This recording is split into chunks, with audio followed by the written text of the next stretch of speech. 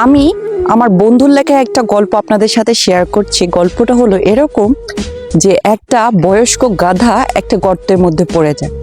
আর গর্তের মধ্যে পড়ে যাওয়ার পরে যেই গাধার মালিক সে অনেক চেষ্টা করে গাধাটিকে ওঠানোর জন্য, কিন্তু সে কোনোভাবেই গাধাটিকে উঠাতে পারে না। তো শেষ পর্যায়ে সে হাল ছেড়ে দিয়ে বলে, এবার গাধাটিকে যেহেতু কাজের না, আমি গাধাটিকে মেরেই ফেলি, বরং এখানে মাটি চাপা দিয়ে রাখি।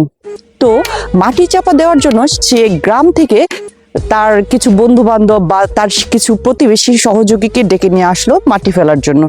তো সবাই মিলে একসাথে সেই গর্তের ভিতরে আস্তে আস্তে এক কোদাল দুই কোদাল এরকম করে মাটি ফেলতে লাগলো।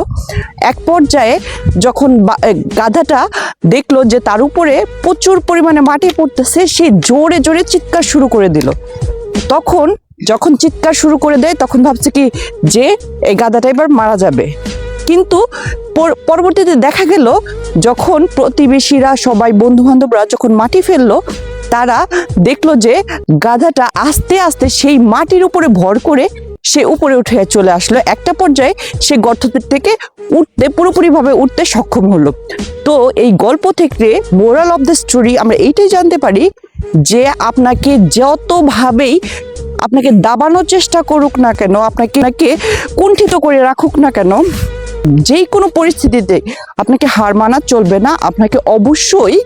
আপনাকে সেখান থেকে রুখে দাঁড়াতে হবে, ঘুরে দাঁড়াতে হবে, সারভাইভ কিভাবে করতে হবে সেটা অবশ্যই আপনাকে জানতে হবে। সবাই ভালো থাকবেন। আল্লাহ হাফেজ।